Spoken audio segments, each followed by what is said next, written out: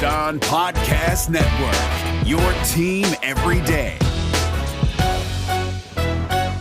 I'm Luka Doncic, and this is Locked On Mavericks podcast. Dallas Mavericks are NBA champions. Bang! Bang! It's good! And the Mavericks have won the game! If you don't believe, you shouldn't be here.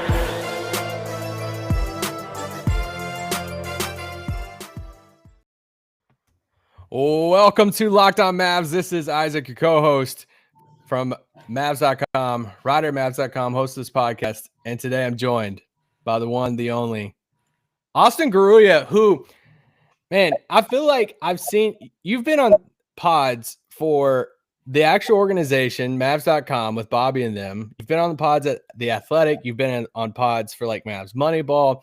Pretty much, if there's a Mavs podcast out there, you have been on it. So, and when I very first started covering the team, you were always walking the halls. You were always at the arena. So you've been around the Mavericks for like, how many years have you been around the Mavs? Like 4 or 5. I think I started in the first game I ever actually covered was the Rondo game, the playoff game against Houston. It was a good time, but I've been at Mavs Moneyball, and I used to write at Up Rocks and Guy magazine for a little bit. I haven't written anything in quite some time, but kind of just been around doing podcasts and hang out in the media circle for a bit. I know we need to bring you on as a relief pitcher to write somewhere. I need to read some more of yourself sometime. I need to really just like unearth my writing skills again. It's been like a year since I think I've written anything. And okay, more importantly, Tim Cato, ex-roommate here. Ex-roommate. I need a hot Tim Cato story off the bat. Oh, I mean, there's so many. Right now, Tim's personal project is putting furniture in his apartment. Ooh. And Tim just needs like a lot of like validation for every single furniture piece that he's doing. So like we go and we figure out which furniture piece is going to take. It's taken like 7 months, but it's really good. His apartment's really nice now because we live separately, and now he has a great apartment. But like every single piece of furniture is like a 2-week conversation. Yes, I love it. And it goes with his hair too. His hair just keeps longer. His hair is amazing. Okay, as much as I want to talk about Tim Cato and living stories and all of that, we got to talk about this Mavericks game. The Spurs, the freaking Spurs, they did it again. But first, this podcast is brought to you by Rock Auto. Amazing selection, reliably low prices, all the parts your car will ever need. Visit rockauto.com and tell them Locked On sent you. So right off the bat, Austin, should they have doubled DeMar DeRozan? Oh, yeah, they should have doubled him. They should have doubled him like down the stretch when he kept hitting contested 10-footers literally every single possession. And he never felt uncomfortable the entire like fourth quarter, the entire game. And so he could just get to his spots and do what he wanted to do because Dorian didn't even defend him that poorly. It's just he kept hitting contested 2-pointers the entire game. And that's what he's good at. He's a professional scorer. He's so good at it. And that's why you have to give him different looks. And I was pretty surprised that they didn't give him a different look at any point throughout the game. It's pretty difficult to ask your players to all of a sudden double in the final possession when you haven't done it the entire game. And I thought that was what lost in the game, is that they didn't give him any different looks down the stretch. Yeah, I thought Dorian defended it well. Like even some, arguments out there and like, hey, somebody else should have been on him. I'm like, no, I'm actually down with Dorian guarding him. If we, could have brought another defender, I would have understood that. I mean, dare Derek White to shoot it. Dare someone else to shoot the ball at the end of the game. I thought Luka had some possessions that he guarded him really well at the end of the he did, yeah, he guarded him pretty. Also, he's like sneaky good at defense because no one knows how strong he is. Everyone just like thinks they can go by him, and then once they go up for a shot, they run to his body and they run to a brick wall, and it kind of throws guys off. But it was very strange the way they decided to just let him just do what he wanted to do when he was getting to his exact spots of doing what he's done his entire career. He didn't do anything different or like out of character. He just was having a great game, and they just really didn't adjust to what he was doing. Yeah, DeRozan finished with 33 points, 13 of 25 from the field, 52%. And of course, he didn't hit a three in this game. He just got buckets all day at will. And okay, so where are you at with DeRozan? Are you in the camp that he's too old school, he can't help a really good team, or is there a spot on a playoff team moving forward that he can play a vital role in? You know, for me, DeRozan, it's all about him, like, defensively. Like, can he guard his position? Can he not hurt you on defense? Because what he does on offense is really valuable. Like, honestly, we saw that tonight, but it's really valuable, especially in a playoff series where you need someone to take a shot. You need someone to generate points for you when you can't get shots out of your natural offense. Now, do I want him to be like my number one scorer on my playoff team? No, but like if he's like the number 2 or number 3 guy, like I think he has a great role because he knows what he wants to do. He can get to his spots very easily. He's a great passer. He made a couple great passes tonight. Yeah. And he's big. He's 6'6". So like as long as he can defend and he's like committed on the defensive end, like I think he's a great player. He's not the number 1 player. And in Toronto, he had to be the number 1 guy. He had to be the go-to guy every single time.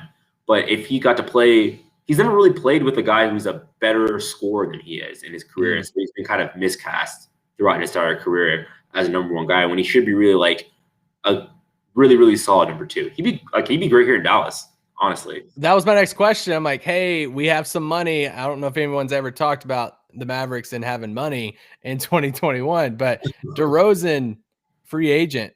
Should Dallas at least make a call? Like, how does he fit since he doesn't shoot threes, or he hasn't in the past? I shouldn't say doesn't. Is it something that maybe he can, if he played alongside Luka? But would he fit next to Luka? How would that work? The thing is, like, I don't even think about Luka. It's like he fits next to KP. He would play. He would great next to KP. Honestly, offensively, it would be the easiest basketball he's ever played. He's never played in a 5-out offense where there's not only he's playing on a 5-out offense, but he's also playing next to a guy who's a dominant NBA scorer, a top 5 scorer in the league. So he can just get the ball and just do what he wants to do in the mid range and at the rim. Also, at the rim is really where he's great, and he's honestly a little like Luka, where he's like I can dominate from 10 feet and in. He just doesn't have the 3-point shot to really complement that. But it really honestly would be how much are you giving up defensively, because that's really where they have to improve and really like take another step is on the defensive end. So I don't know if it's a great fit, because I just think he's too much of a liability defensively at this point, and his numbers are just really bad year over year, no matter what team he's been on, and that it just really wouldn't like raise their ceiling as far as going in the playoffs. Yeah, I think I'm with you on that, just as far as the fit. And I hate it. It's like I'm with you, but I hate that I feel that way, because I see him get buckets, and I appreciate it so much that he's not a part of the trend. And even though he torched, Dorian in Dallas tonight, but there's just something about, I still enjoy seeing a guy get on the block and do like a nice post-up move. I'm like, cool. I love seeing Embiid do that, or Jokic or whoever. And to see DeRozan kind of just get his buckets, it is kind of like Luka-esh. With kind of the slow down, just let me get to the basket whenever I want. But yeah, that was the Spurs.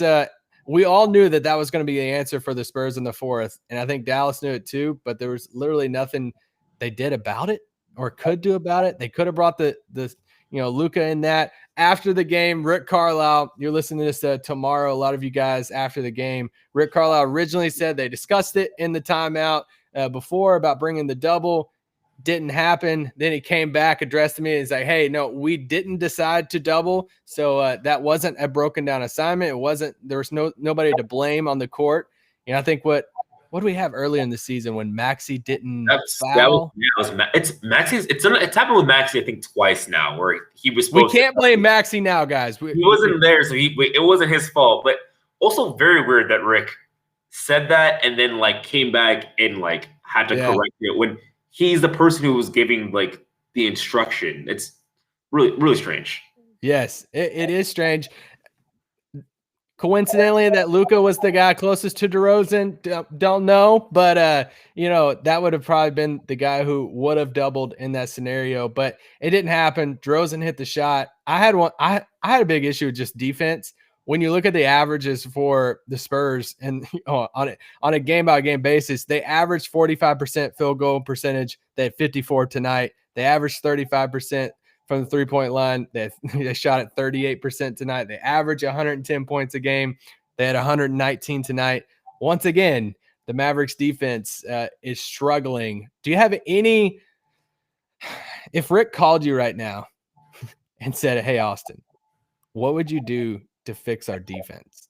Is there anything that you would tell him that they can do? I think the defense has been pretty – I mean, outside of this game, but, like, in the last 15 to 20 games, the defense has been pretty good. Like, I think they're, like, what, number 6, number 7 in the league in, like, defensive efficiency in the last 20 games. Tonight, like, they got burnt because DeJounte Murray hit all of his jumpers, and so did Lonnie Walker. And the Spurs had lost 5 games in a row, so they were kind of due to hit some shots. And so they hit a lot of shots that were uncharacteristic for them. But one thing I would like to see from Rick on the defensive end is that to give Josh Richardson more of the primary assignments, just to give him a shot at them. Not that I don't think Dorian is, like, good enough, but I also think Dorian is a great help side defender, and it's a lot easier for him to, like, be on the second guy and to be able to help and do all the other small things and to rebound because he's such a great rebounder, and that Josh is just a better on-ball defender than Dorian is. And also it hurts that when you don't have Maxey. Like, they've missed Maxey a couple games in the last week, and he really just, like, he's like the key to making their defense elite. When he's not there, they're still good, but they're just not. They can't be elite. They can't turn up to, like, the highest level when they don't have Maxey, because if Maxey's not in, like, Brunson is in, and Brunson is fine, but he's not someone who can affect the game on the defensive end. And so I would hope that, like, Josh Richardson could take more of the on-ball assignments because he has great instincts, and he's also he's much more of, like, a chaos engine on defense than Dorian is, and I think he just needs to get more responsibility on the defensive end. I like it.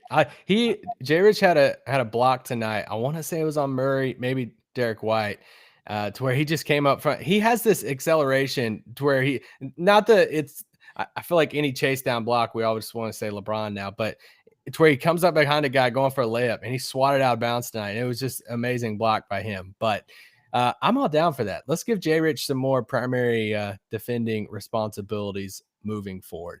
All right, I have to take a break real quick. Let's talk about Indeed. You're the hiring expert for your company, and what you really need is to help making your Indeed is the job site that makes hiring as easy as 1, 2, 3, post, screen, and interview all on Indeed. It makes connecting with and hiring the right talent fast and easy.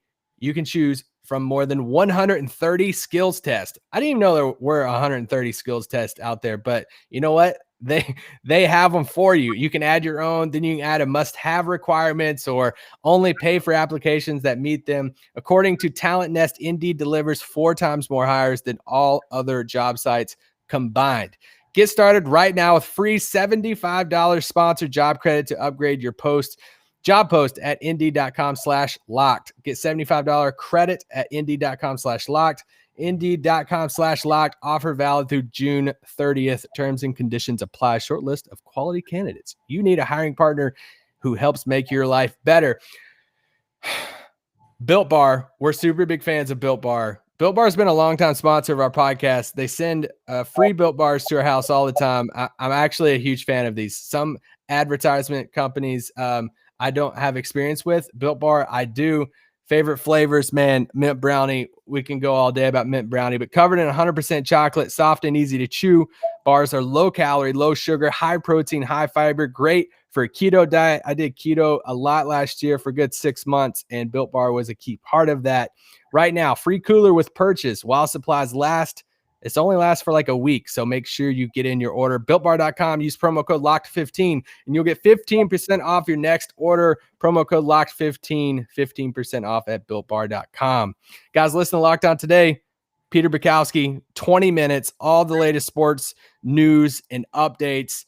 Yeah, follow Locked On Today podcast at Odyssey app or wherever you get podcasts. Now I can breathe. Austin, let's talk about Kristaps Porzingis.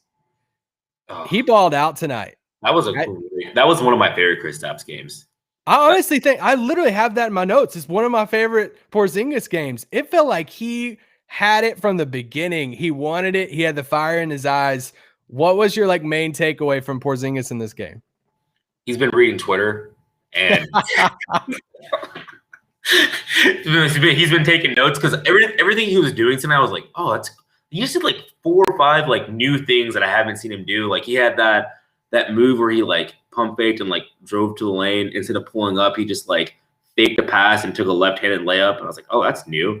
Yeah. And then he was able to access all parts of his game. So he was able to offensive rebound. He had a couple post-ups. He was able to he set a lot of on-ball screens and was able to get a lot of easy looks off the pick and roll in the way that the Spurs were defending him. And him and Luka collected a lot and connected a lot on the pick and roll. And he got a couple easy just dunks on the pick and roll, which I feel like he doesn't really get that often.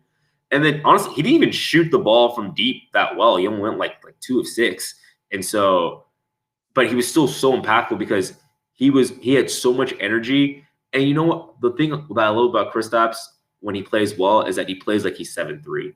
And you're reminded that he's a huge person. And when he goes to the rim and he tries an offensive rebound and he's moving around, it's a problem for other teams because no one else has the length or the size to deal with him on the offensive glass, deal with him more on the rim. He even had a little drop step post move, left-handed hook shot off the backboard. I was like, I've never seen him do that before, but he can do all those things. And that is the player that I thought they were getting when they traded for him. And if he can start to replicate that, because the things honestly that he did tonight were not unsustainable. It's not like he just wasn't like the Pelicans game where he went 7 of 7 from 3.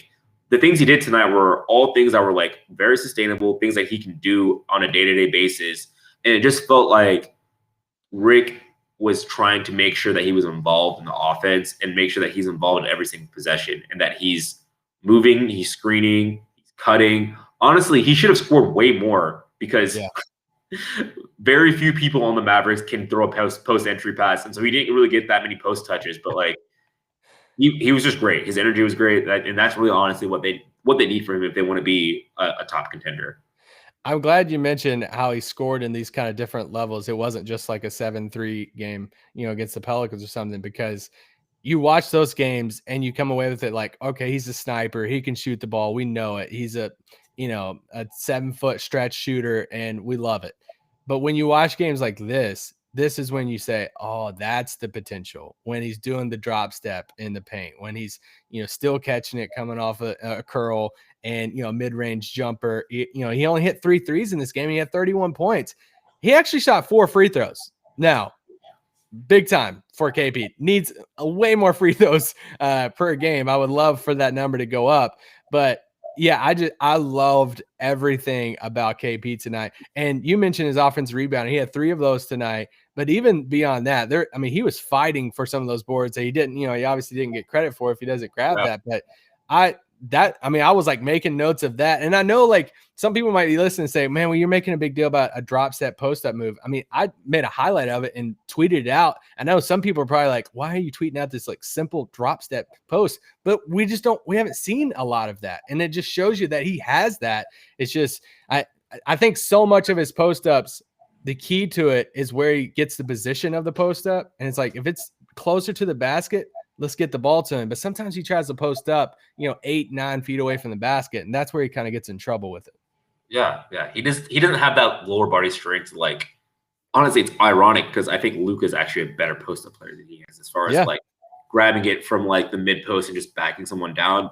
But he has different moves. He's quick and he needs to use his athleticism to get to the rim. And that's what he's really been doing, especially in this game, is that he didn't just settle for his mid-range post up or just settle for a pull up. He was determined to get all the way to the rim for most of the night, and that's really where he has to do to improve. It's just if he's at the rim, he's hanging around the rim, he's shooting a lot of shots at the rim, he's gonna have a great game because he's 7'3", and you're either gonna foul him or he's gonna grab an offensive rebound. He's gonna get a putback. He had that putback in crunch time tonight. If they had one, it would have been one of the marquee moments of the game where there was a putback where Jalen shot it and he missed it, and it was not a rebound that I thought he should have gotten, and he snatched it and got a putback, and it was Yeah, it's great. It's great to have a center who is 7'3" and can offensive rebound and destroy you on the boards, but also stretch you out and space the floor. And I think he's starting to find that nice happy medium between doing both. Yeah, and we saw a glimpse of what I think we'll see in the playoffs this coming. I was gonna say this coming fall, but that's not even right. Or the summer. This coming spring, I guess. But there was a play there in the end of the fourth where KP had the ball. He had the entry pass to Luka posting up, and Luka just went right over the top and did a little one-handed push shot. And it's like, okay, like for some people, it just probably just blows their mind of like, all right, the 7-3 guys entry pass down to Luka. But I think that's what we're going to see a lot more of, especially in crunch time, because KP can stretch the floor, let Luka go to work on the post, because Luka's post numbers are amazing too. So that's the key to the offense. Can I ask you about Jay Rich? I'm really curious on how you feel like, or your thoughts on Richardson's season and just his fit. And do you find yourself wanting more, or is this just what they're asking of him? I feel like I'm personally biased for Jay Rich because I love him as a person so much. I'm like, I want him to be around. He keeps the vibes immaculate. And he makes it a good time. And honestly, his defense is so good. And it's the first time I've ever watched a Mavs team in since the 2011 team where I'm like, they have two guys who can go and defend at a high level. And it's such a nice luxury. But he definitely hasn't fit in on offense. I think he's still really trying to find his place and where to take his shots. Today, honestly, I thought he had a pretty nice floor game and he got shots on the inside. Versus his career, his 2-point percentage is pretty high and pretty comparable to his previous years. It's just he just hasn't been able to knock down threes consistently. It's also been strange though, since the All-Star break, he shot 38% from three, and so he's been good from three. But I think it's because he has games where he goes 5 of 5, and then he has games where he goes 0 of 4. And I think there's a level of unpredictability with him with his jumper, and because also Jalen has played so well and is behind him, and that's kind of that's the fallback option if he's not shooting well. That people just don't trust him or on a day-to-day basis, and they don't trust the shots going in. He's also oddly, he has more shots that rim out than I've ever seen from any player. He has more shots that swirl around the rim than I've ever seen from any basketball player. And honestly, I really don't know if he's going to opt in or not. It's really it's a 50-50 for him if he's going to opt in or not, because I think he could really benefit from having another year where he gets to play a full regular season of basketball. Also a season where he doesn't get COVID. No COVID, yeah. That's what I was going to say. I personally had COVID, and any person who gets COVID and has to go play NBA basketball 2 weeks later, that's I don't even know how that's possible. It's really difficult. But I like what he's brought to the team on the defensive end. He's given them an edge, and they have a gear that they can reach defensively that they haven't had in such a long time. But the offensive fit is not as seamless as I thought it would be. Yeah. I know. I didn't know what it would look like offensively, because some people would think that, okay, he's just going to be a 3D guy. And then you talk to another person oh, no, he can be a secondary creator type. But defensively, that's where I'm all right, he's going to be. And even the team that hyped it up was we finally have a point guard defender on the team, and Josh and all of that. And I'm picturing him guarding Dame at the end of the games, or Steph, or whoever it is. And so, it was just such a weird first half of the season for him. I'm so intrigued with what happens this summer, because you asked me 4 months ago about Richardson. I'm oh, he's opting out for sure and getting paid this summer. And now this year has been kind of a weird year. And I'm like you, I don't know what honestly he's going to do. So, okay, after this break, I want to ask you about Dorian, because we're both huge fans of Dorian. And I just want to gush about Dorian for a second. But this podcast is also brought to you by BetOnline AG. It's the fastest and easiest way to bet on all of your sports action. Football might be over, but the NBA is in full swing. You guys know that if you follow baseball. I personally don't follow baseball, but if you do, you can go to BetOnline AG. Or, if you're a fan of reality, Austin, do you watch any reality TV? Oh, I got into Sunset. Selling Sunset. Okay. Beautiful. Great. Okay. This is what we got to get into. Maybe they're on BetOnline AG. I don't know if you can put odds on anything on this show, but you know what? BetOnline says they have odds for awards, TV shows, and reality TV. Real-time updated odds and props on almost anything you can imagine. It has you covered for all the news and sports and odds. It's the best way to place your bets, and it's free to sign up. Head to the website, use your mobile device, sign up today, and receive 50% welcome bonus on your first deposit. BetOnline, your online sportsbook experts. Guys, the draft is coming up. Also, the promo code for BetOnline, this would help, is locked on, promo code BetOnlineAG. NBA draft's coming up. Go to Locked On NBA Draft if you want all of the, scouting reports, draft rumors, mock drafts, full coverage on everything from Jalen Suggs, Cade Cunningham, all of those guys. I'm kind of like out on the draft because Mavericks don't have a pick, but I also love seeing new prospects come into the league because you know what? Maybe they're going to be a Maverick at some point down the line. So yeah, go to that. Follow Locked On NBA Draft. It is on Odyssey and wherever you get your podcast. Austin, Dorian Finney-Smith, where does he have a place in your heart, and will he always have a place in your heart? I'm a huge Dorian hive.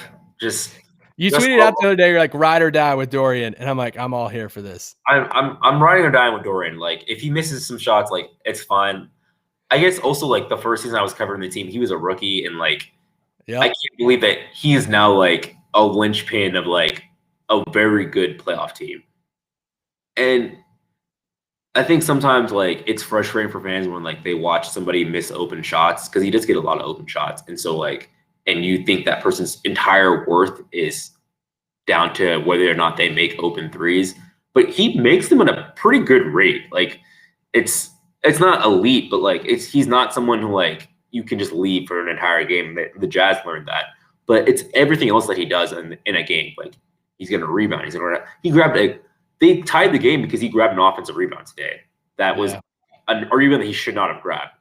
And he had a poster dunk today. He plays in transition.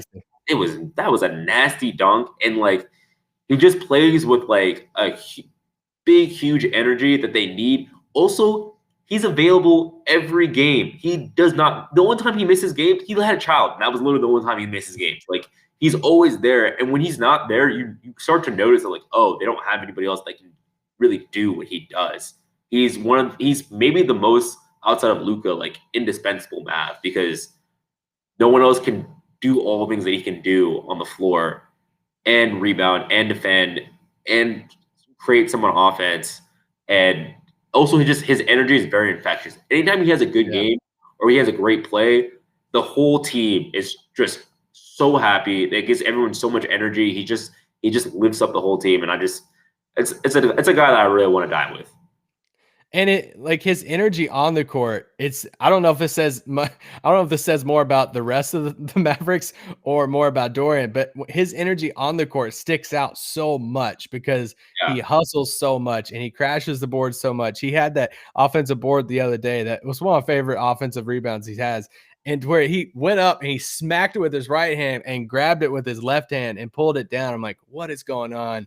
And I've loved over the past few days that it feels like he's getting a lot of love from media. JJ Redick really gushed about him on his podcast. Yeah. And then when JJ talked to the media, I guess it was on Saturday, I asked JJ Redick, I was like, hey, now that you've been around the Mavericks for a while, I was like, is there a Maverick that's, like, stood out to you or surprised you over these past, like, few weeks that, you didn't know is either as good as you thought or, the work ethic, whatever. And he, Redick was like, hey, I'm a student in the game. I know all these players. Nothing really surprised me, and he went on about Dorian Finney-Smith. He's like, Dodo off the court, a teammate, just what he does on the court. He's a good bat. And I just love that. I love that from a new vet coming in, that he noticed that, the team already notices that. And any praise that we can send Dorian's way, I'm with you on, we were both there his rookie season, and just him coming on board as, like, the undrafted guy out of Florida. And I think that was Dirk that got hurt that season, and he ended up starting, like, Dorian started, like, a ton of games his rookie season. And then bam, here he is making $4 million a year. He's a vet now. He's honestly, he's had such a funky NBA career. He's played with so many random players and, like, played on, like, tanking teams. He played with Dirk for 2 years, played with Parsons. He played with Dennis Smith. He played with Parsons. Oh, my God. Yeah, he backed up Parsons. He he fought Justin Anderson for minutes. Like that was like a huge thing that was going on. It was him and like Harrison Barnes, and that was also a big thing. And he's still here. And I think he's really gotten a lot of confidence since that Utah game. And he's really like just sure of himself, and he knows what he's doing. He knows who he is. And he's hit a lot of big shots.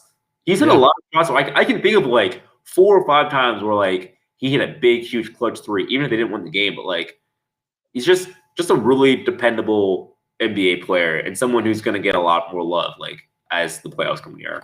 Yeah. Quietly, I think at like 36, 37% from 3 this season. And love that guy. Okay, last thing before we get off. JJ Redick's debut / return to playing basketball could be coming tonight against Philly. What are you expecting his role to be on this team? It's honest. I've been trying to like think like what kind of minutes is he going to play? Like where is he going to play in the rotation? Rick is super, super like technical and very precise about his rotation. He does not really deviate much from it. I was gonna say he's gonna take a lot of Trey Burke's minutes, but Trey Burke has not been in the outside this game tonight, but like he hasn't really been in the rotation the last few games. But I think he's gonna get those like late first quarter, early second quarter minutes and play with Luka and trying to hit some threes. And then I think he's gonna play some crunch time if there's a time where like if Tim Hardaway Jr. is not hitting shots. I think JJ Redick is going to take those minutes. I think it's going to be a point of like trying to figure out, give him like 15, 20 minutes a game. So he's going to play that like those late first quarter, early second quarter, like late third quarter, early fourth quarter minutes. And then if you just have a need in crunch time for 3-point shooting, he's going to be on the floor. Honestly, I'm interested to see how well he can defend. I think that's really going to dictate how much he's going to be able to play. Yeah, that's what I'm waiting to see. Yeah, because a lot of people have been about Melly, and I've liked what I've seen from Melly. I don't think Melly's going to be he's an ideal starter. Lonnie Walker tonight. I'm sorry, Melly. That was nasty. But then Melly hit 2 threes afterwards, and I was like, oh, let's go, Melly. But no, I'm really curious on how they integrate JJ onto the floor and the rotations, and just who they have around him defensively. Can he make up for all of that? So we'll see. We'll see if JJ plays tonight. Austin, is there anything I can plug for you besides Twitter? I mean, literally, Austin's one of the best Twitter follows. So it's at Garooya, Garooya, right? Perfect. Got it. Let's go. Follow him on Twitter. Is there anything else I can plug? Are you writing a book right now? Nothing to plug right now. Hopefully at some point soon, I'll have something to plug and I'll hop back on. Oh, please do. Come back on anytime. Guys, follow Austin on Twitter, and we'll be back tomorrow.